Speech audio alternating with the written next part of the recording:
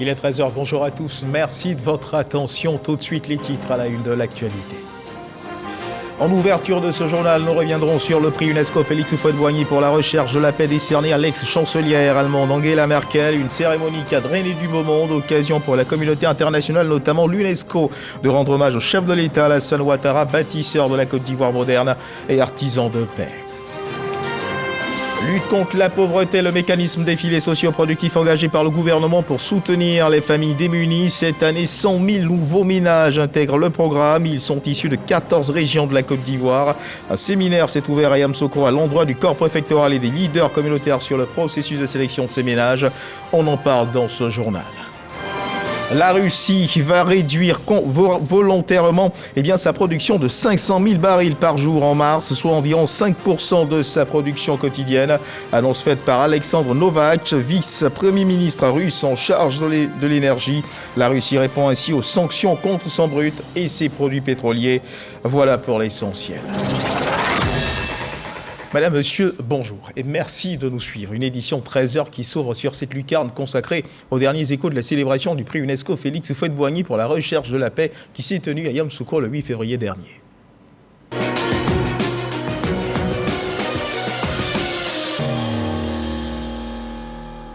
UNESCO Félix Houphouët-Boigny pour la recherche de la paix décernée, vous le savez, à l'ex-chancelière Angela Merkel. Une cérémonie qui a drainé du beau monde, nous disions à l'instant dans les titres, occasion pour la communauté internationale, notamment l'UNESCO, de rendre hommage au chef de l'État, Alassane Ouattara, bâtisseur de la Côte d'Ivoire moderne et artisan de paix. Retour sur cette actualité avec Viviane Haïma.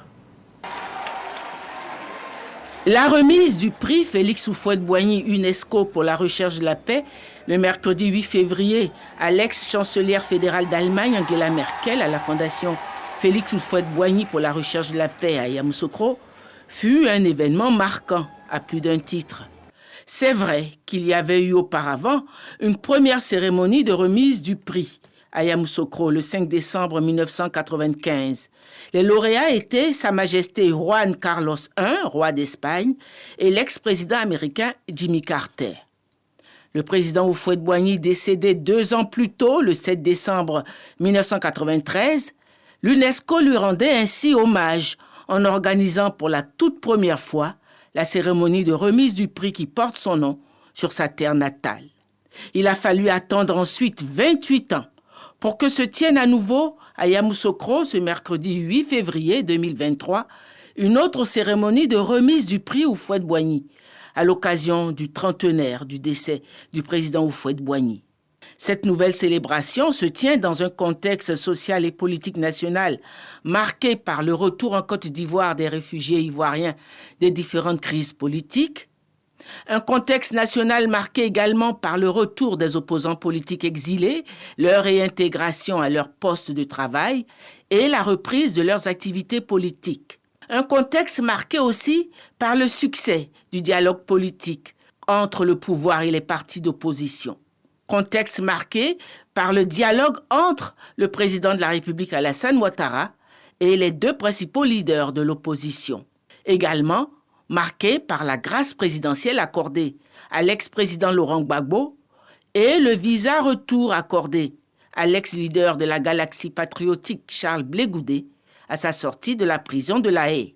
Autant d'actes posés dans le sens de l'apaisement qui donnent tout son sens au choix de l'UNESCO d'organiser cette cérémonie de remise du prix Houphouët-Boigny pour la recherche de la paix ce mercredi 8 février 2023 à Yamoussoukro. En effet, pour l'UNESCO et partant toute la communauté internationale, les conditions d'une vraie paix, d'une paix durable, sont désormais réunies en Côte d'Ivoire. Il en va de même pour la réconciliation nationale. Je veux remercier très particulièrement le président de la République de Côte d'Ivoire, M. Alassane Ouattara.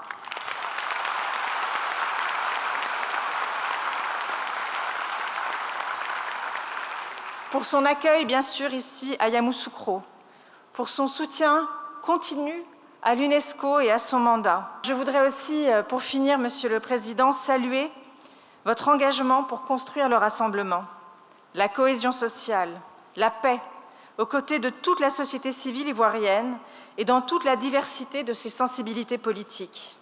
et je salue la présence à vos côtés de 2 anciens présidents de la République en cette journée où tous s'engagent pour la recherche de la paix. Vous aimez, je crois, Monsieur le Président, à dire que la paix n'a pas de prix. Et vous le mettez en pratique, dans ce pays comme dans cette région, comme à travers votre engagement aux Nations Unies et notamment à l'UNESCO.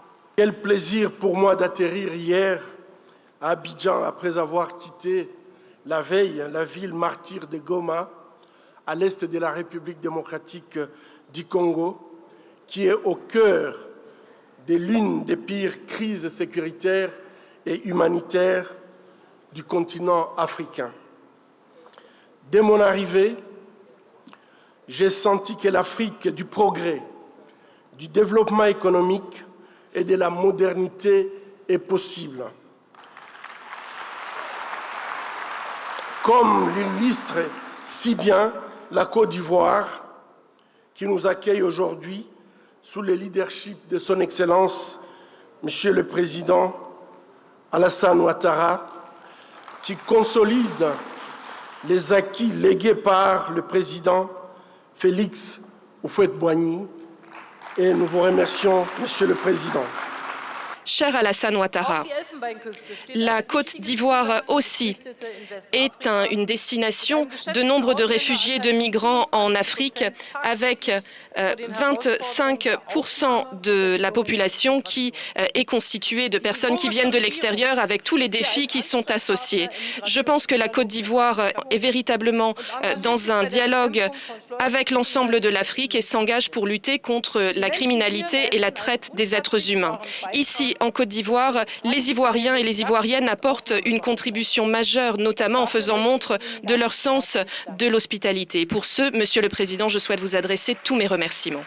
La présence effective de l'ex-chancelière fédérale d'Allemagne Angela Merkel à cette cérémonie de remise du prix Félix Houphouët-Boigny atteste de la visibilité et du prestige retrouvés par la Côte d'Ivoire à l'échelle internationale, tout comme ce fut le cas dans les années de l'oufouettisme. La paix retrouvée en son sein et son prestige rétabli, la Côte d'Ivoire est désormais tournée vers son développement, vers la création de richesses nationales, seule préoccupation qui vaille la peine. Car comme avait coutume de le rappeler le président Houphouët-Boigny, on ne partage pas la pauvreté, mais la richesse. Un récit de Viviane Haïma et nos reporters déployés sur place à l'occasion recueilli quelques réactions que je vous invite à suivre à présent. Le peuple allemand qui est très hospitalier, vous voyez ce qui a amené la chancelière à avoir ce prix, c'est qu'elle a rendu service à certains migrants. C'est l'Allemagne qui a recueilli près de 400 Ivoiriens et ces 400 Ivoiriens sont restés en Allemagne pendant 1 mois et aujourd'hui ils ont pu s'inscrire dans les différents États de l'Union européenne. C'est un symbole pour les Ivoiriens, je crois un début et une ouverture, un appel donc à la recherche de la paix, chose principale pour le président Alassane Ouattara. C'est une démonstration pour lui et pour l'ensemble des Ivoiriens que le président Alassane Ouattara est véritablement donc, je dirais, un lauréat naturel du prix Félix Houphouët-Boigny pour la recherche de la paix. Le président Houphouët-Boigny a vécu pour la paix. L'héritage qu'il nous a laissé, le plus gros héritage qu'il nous a laissé, c'est la paix. Aujourd'hui, avec ces cérémonies, nous perpétuons cet esprit, cet engagement pour la paix. Et je pense que je suis très heureux de participer à cette cérémonie. C'est vraiment un geste fort, symboliquement parlant, c'est très fort de montrer aussi que la Côte d'Ivoire aujourd'hui est engagée dans la recherche de cette paix-là et que le président Alassane Ouattara œuvre fort justement pour la paix et on le voit avec justement l'organisation de cet événement ici en Côte d'Ivoire, c'est une réussite et c'est un plaisir pour moi que d'être là. À l'instant donc, quelques réactions recueillies par nos reporters. La Côte d'Ivoire honorée d'avoir accueilli sur sa terre cet événement, une Côte d'Ivoire moderne qui se bâtit dans la prise en compte de mesures sociales visant à aider des familles qui font chaque jour face à de grandes difficultés pour joindre les deux bouts. D'où la mise en place par le gouvernement des filets socioproductifs, ce mécanisme de soutien aux foyers les plus démunis. Cette année, 100 000 nouveaux ménages intègrent le programme. Ils sont issus de 14 régions de la Côte d'Ivoire. La ministre de la Solidarité et de la lutte contre la pauvreté a ouvert à Yamoussoukro bientôt un séminaire de formation à l'endroit du corps préfectoral et des leaders communautaires sur le processus de sélection de ces ménages. C'est ce que nous dit Kader Sogodogo. Les filets sociaux 2023 enregistrent 100 000 nouveaux ménages. Le gouvernement ivoirien, dans son combat quotidien de lutte contre la pauvreté, développe le pan Solidarité. Ces ménages des plus démunis vont recevoir 36 000 francs CFA par trimestre. Pour mieux appréhender le processus de sélection dans les régions, le ministère de la Solidarité et de la lutte contre la pauvreté initie à Yamoussoukro un séminaire à l'intention du corps préfectoral et des leaders communautaires. Le rôle du corps préfectoral et des leaders communautaires est en effet un maillon important dans la chaîne des interventions. Car afin de bien relayer l'information auprès des populations, nous devons d'être au même niveau de connaissance et de compréhension sur la manière dont certaines localités sont sélectionnées plutôt que d'autres.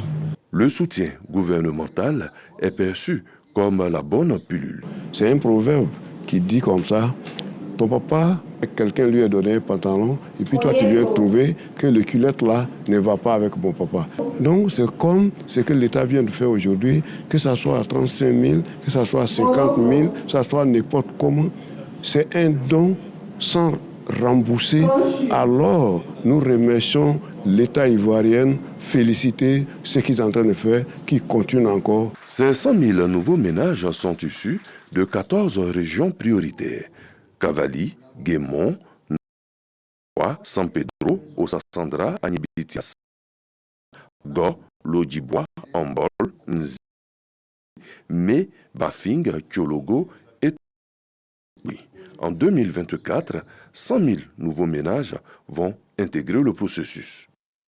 Direction à présent Ouragayo, où un nouveau collège s'offre aux élèves de la ville, baptisé du nom de la première dame Dominique Ouattara, est bâti sur 8 hectares pour une capacité d'accueil de 1600 élèves. Il a été inauguré par la ministre Mariatou Koné en présence de la ministre Belmonte Dogo et plusieurs cadres de la région du Gand. Il comprend une bibliothèque, une infirmerie et 13 salles de classe.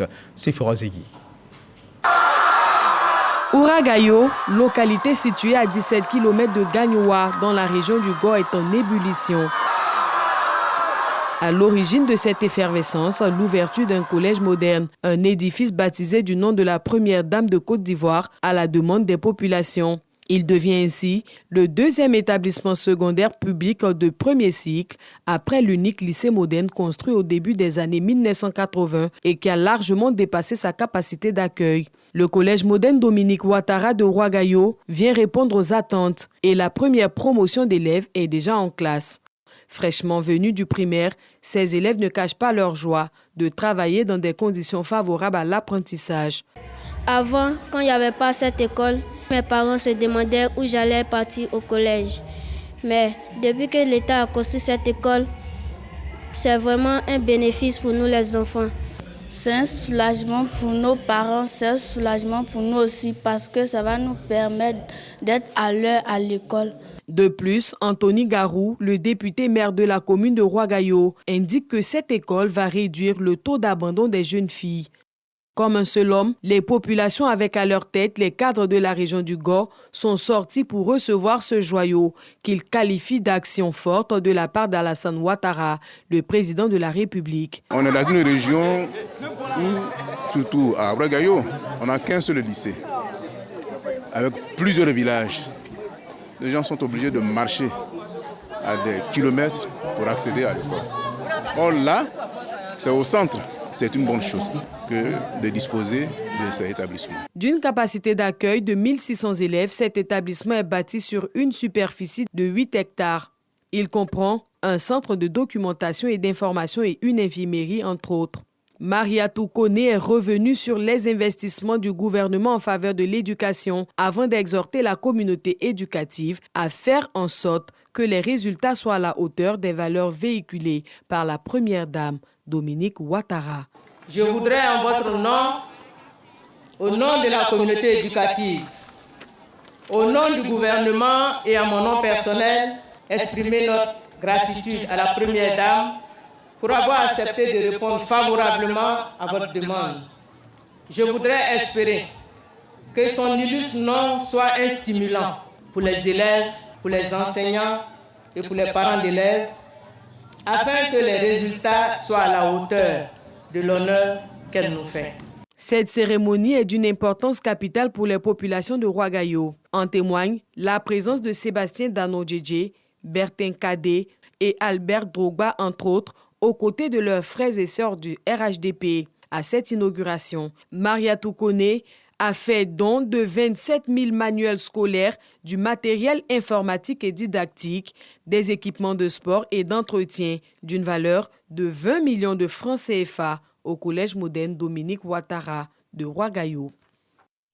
On parle à présent de lutte contre la salubrité. Une fondation, la fondation Tapé Drepeba Juliette Moses, veut contribuer aux côtés du gouvernement à lutter contre la salubrité dans la ville d'Abidjan. La commune de Yopougon a été choisie pour abriter le lancement de ces activités qui consisteront au curage des canaux d'évacuation d'eau, au ramassage des ordures ainsi qu'aux actions de reboisement. La fondation bénéficie du soutien et de l'agrément du ministère des Eaux et Forêts et de l'ANAGED. Elle plaide pour plus d'accompagnement. Fred Oulaye, Didier Nguessan. Abidjan, cité verte, ville sans pollution. Un slogan traduit en acte par la fondation Tapé Drepeba Juliette pour l'essor de la nation. Ramassage d'ordures, nettoyage des trottoirs et curage des canaux d'évacuation d'eau. La fondation s'engage à soutenir les efforts du gouvernement dans la lutte contre l'insalubrité. Le travail a démarré aujourd'hui et nous avons Yopougon, nous avons Songon, nous avons Abobo. Voilà, ce qu'ils doivent faire, c'est ce que nous avons démontré tout à l'heure pour rendre Abidjan propre, pour sensibiliser les populations, pour leur dire de ne pas salir le pays. L'ANAGED, l'Agence nationale de gestion des ordures et le ministère des Eaux et Forêts accompagnent cette action de nettoyage couplée par la sensibilisation au civisme pour un environnement sain. Redonner l'espoir à la nature de fleurir à nouveau et reverdir le couvert forestier ivoirien, la Fondation veut aller vite, mais en revanche, elle plaide pour plus de moyens. Les gens vont voir un peu partout, à Yopougon, à Bobo, à Songon, une équipe qui viendra travailler, ramasser les ordures, les mettre dans les poubelles et également conseiller nos usagers à ne pas jeter les saletés dans la rue comme ils le faisaient peut-être par le passé. Après le lancement de cette phase pilote à Yopougon, les soldats du nettoyage de la Fondation vont mettre le cap sur les communes d'Abobo, Koumassi, Makori, Poboué et Adjamé. Reportage de Didier Nguessan à suivre à présent l'évolution de la Covid-19 en Côte d'Ivoire.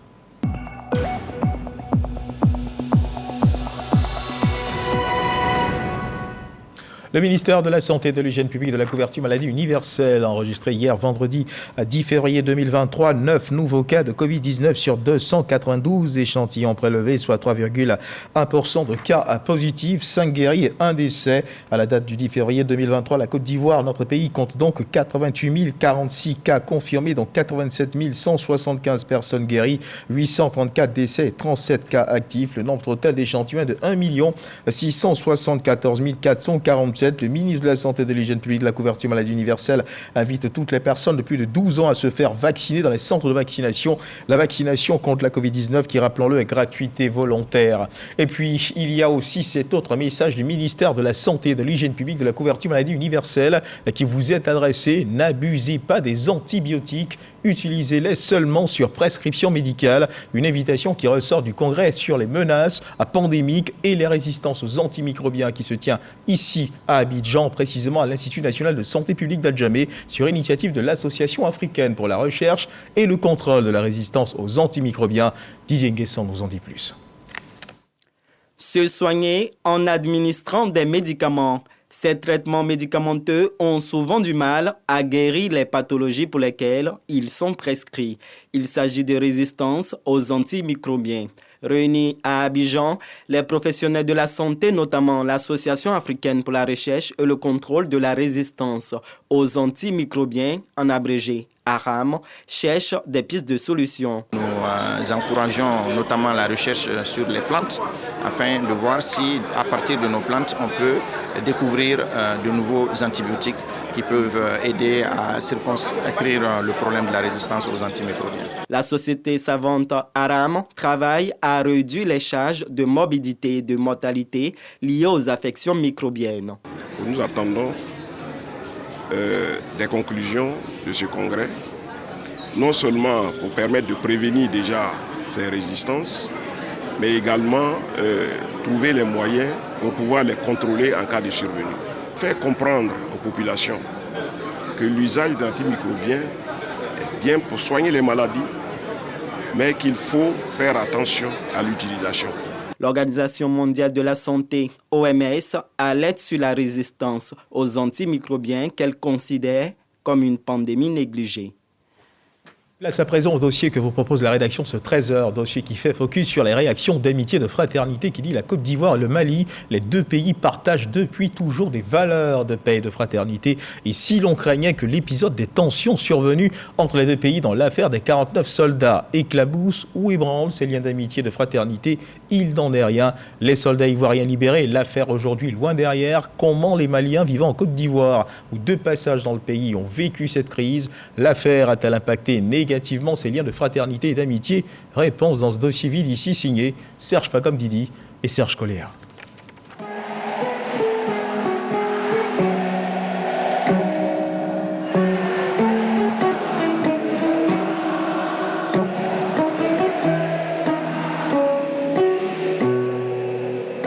La Biganaise, l'hymne national de la Côte d'Ivoire au son de la Kora de Sidiki Diabaté. Basé en Côte d'Ivoire depuis quelques années, l'artiste malien est le symbole de l'intégration socio-culturelle réussie. Pendant ce temps, à Bamako, la griotte Kandia Kouyaté retrace l'histoire d'amour entre deux pays. Côte d'Ivoire ni Mali n'oluma be a Kandia tesewa otumala n'olu be nabi Kandia be sewa masakalu nyana. Ngoni masakaluma be jamanate bonogola alule be fakele alule be bakele Côte d'Ivoire ni Mali de be fakele bakele. Comme ces deux artistes, chaque Malien entretient un lien affectif avec la Côte d'Ivoire. C'est le cas d'Aliou Boubacar Diallo, opérateur économique de passage en Côte d'Ivoire. J'ai plus de 2000 cousins, neveux et frères ici en Côte d'Ivoire. Ma sœur qui me suit directement est mariée à San Pedro. J'ai fait mes premières vacances en Côte d'Ivoire en 1975 parce que les frères de ma mère vivaient en Côte d'Ivoire, étaient des commerçants, vivent toujours ici. Entre le Mali et la Côte d'Ivoire, il y a de la place que pour l'amitié, la fraternité, la solidarité, la coopération. Le 10 juillet 2022, lorsque le régime au pouvoir met aux arrêts 49 soldats ivoiriens en mission de paix au Mali, les deux peuples retiennent leur souffle. On s'interroge sur l'impact que pourraient avoir ces événements. Au final, ils n'entacheront en rien ce riche passé. À Abidjan et partout en Côte d'Ivoire, les commerçants maliens continuent d'exercer paisiblement. Pendant cette période, ça marchait toujours. Les Ivoiriens comme les Maliens, tout le monde venait payer comme d'habitude. Ça n'a rien changé. Dans mon magasin ici, il y a les Ivoiriens qui travaillent comme les Maliens aussi. Nous nous entendons bien ici. Pendant la crise, mes frères maliens avec lesquels je travaille, j'ai vraiment pas eu de problème avec eux. Voilà, comme s'il n'y avait rien. On travaillait sans problème. Vous voyez, entre la Côte d'Ivoire et le Mali, on ne liait vraiment pas beaucoup de choses. Le lien de fraternité, les affaires. Rien n'a changé dans mes relations. Les Ivoiriens venaient dans mon magasin, ils venaient acheter des pains. Côte d'Ivoire, Mali, un bé fakélin ou un bé bakélin.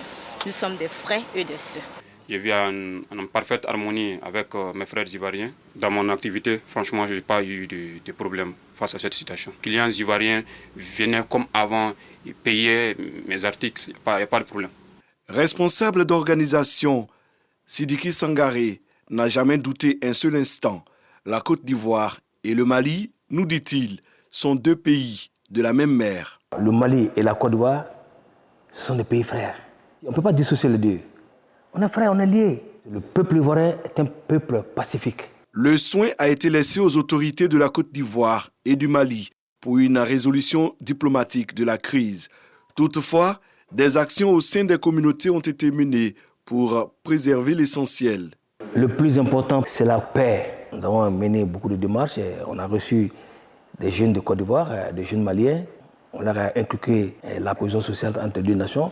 Dans le domaine des arts et de la culture, il y a eu quelques frictions, notamment des concerts annulés à Abidjan et à Bamako.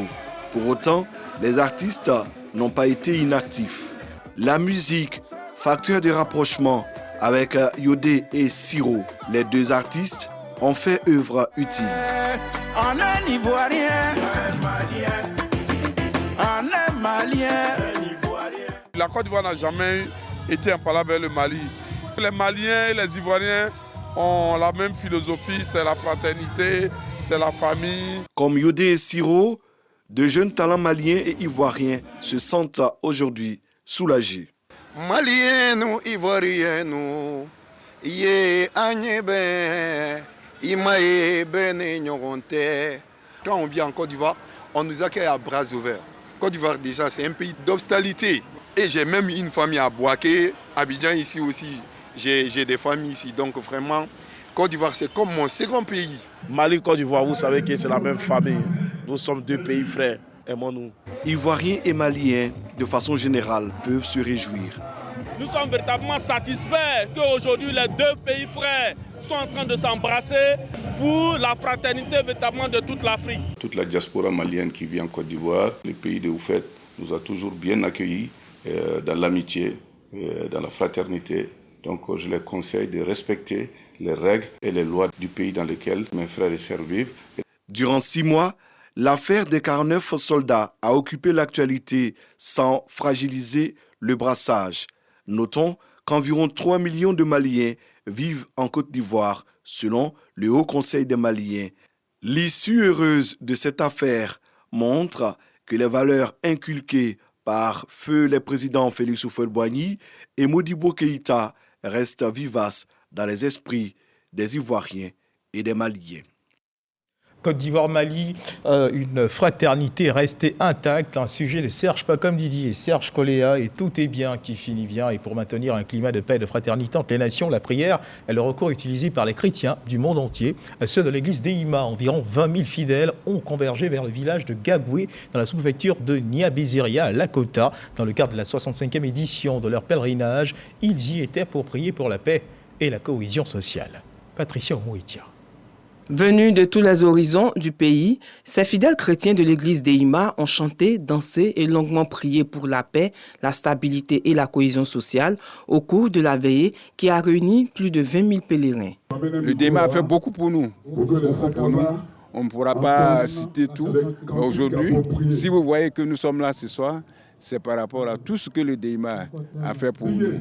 Au petit matin, une procession dans les rues de Gagoué a conduit les pèlerins dans l'enceinte de l'église pour le grand culte de clôture conduit par le chef suprême de l'église d'Ehima, par ailleurs président mondial de la dite église. Les différents messages d'exhortation qui ont été donnés ont tourné autour de l'unité et la cohésion sociale. Que nous, dits religieux, nous devons œuvrer de sorte qu'il y ait l'entente, l'amour entre nous, parce que nous avons un seul Père. Seul gage pour que le monde puisse vivre en paix. Et c'est ça, le message aujourd'hui que le chef suprême adresse au monde entier. Prenant la parole au nom du directeur général des cultes, le directeur de la promotion de la liberté religieuse et de la laïcité, Kouyaté Zoumana, a remercié les autorités de l'église d'Ehima pour leur contribution à la paix en Côte d'Ivoire. À l'endroit de l'ensemble des guides religieux, notamment la communauté d'Ehima, dont le nom s'identifie dorénavant à la paix et surtout à leur attachement au symbole du pays. La religion d'Ehima est née en Côte d'Ivoire dans le village de Lakota où chaque année des milliers de fidèles viennent en pèlerinage. Et dans l'actualité internationale en France, l'intersyndicale a appelé à manifester encore plus massivement ce samedi 11 février 2023 contre la réforme des retraites. Ce jour de manifestation sera suivi d'un autre jour de grève. Le jeudi 16 février prochain, les syndicats veulent ainsi maintenir la pression sur l'exécutif. Le gouvernement lui reste serein et attentif à l'ampleur du mouvement. Dans un tweet de la CGT repris par nos confrères de RFI, on pouvait lire « Travailler plus et gagner moins, c'est non ». Et puis, toujours dans l'actualité internationale, notons que la Russie va réduire volontairement sa production de 500 000 barils par jour en mars, soit environ 5% de sa production quotidienne de pétrole. C'est ce qu'a déclaré Alexandre Novak, vice-premier ministre en charge de l'énergie, cité par les agences de presse russes. Avec cette réduction de 5% de sa production quotidienne, la Russie répond ainsi aux sanctions contre son brut et ses produits pétroliers. Voilà qui marque la fin de cette édition. Merci de nous avoir suivis. Agréable début d'après-midi. Dieu garde la Côte d'Ivoire.